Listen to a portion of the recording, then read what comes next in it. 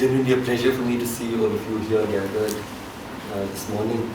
The fact that you've chosen to spend the months of your summer vacation trying to understand the world in ways that are different from the way that you learn in a classroom. It gives me a lot of hope to see that you wish to do this with a little bit of your time. And it gives me hope because there's something very special about being young. Oscar Wilde, of course, said, youth is such a great thing. It's such a pity that it's wasted on the young. When you think about it. But basically,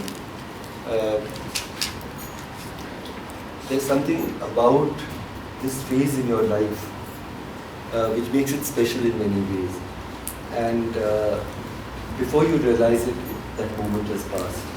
In every culture, in every country, in every phase of history, young people have been at the forefront of efforts for change for a better world. It's interesting to think, why is it that young people tend to be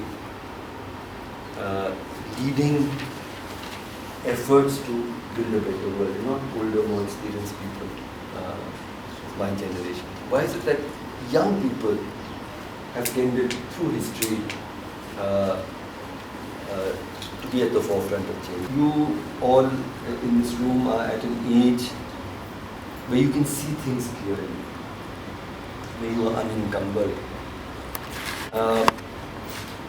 And I think that is probably why what is wrong with the world is something that you can understand and see. Without your vision getting clouded by, as you grow older, you tend to make a lot of compromises. You think about your security, you start rationalizing that which should not be rationalized. And you make your compromises, you also become increasingly part of all that is wrong. So I think that's perhaps the reason why people, when they are young, tend to resist injustice and dream and act on that dream for a better world. Having said that, there's very little of actual youth action and resistance in the times that we live in anywhere in the world. Why is it that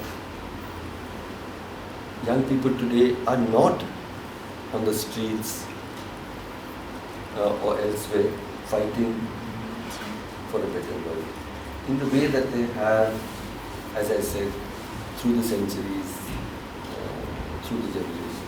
When I stand in a room like this and I look at your faces, I think of the time when I was your age, and it wasn't that long ago.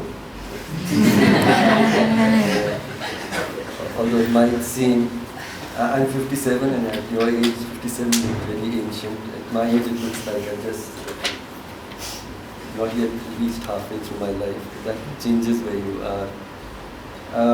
But when I was your age and growing up, studying right here in the university, I realized that the world has changed in very fundamental ways for young people, which makes it much harder to dream today than it did when we were younger. Because when I was growing up, there was no doubt in our minds that a better world is possible.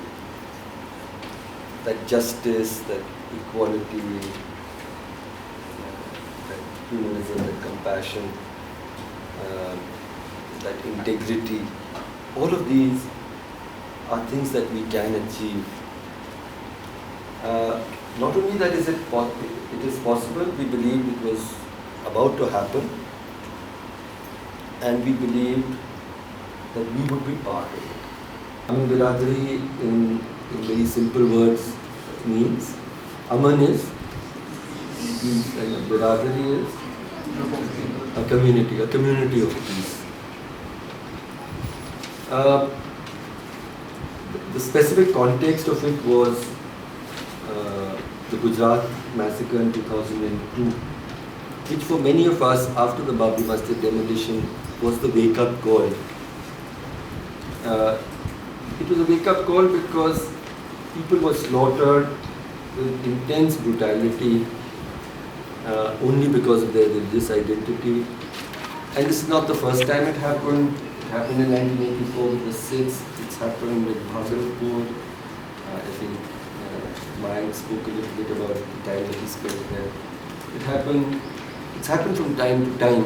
If we become a society and a world in which we become intolerant of people only because they have different beliefs from us, if hate becomes the organizing principle, not of our personal relationships, of our social relationships, of our political relationships,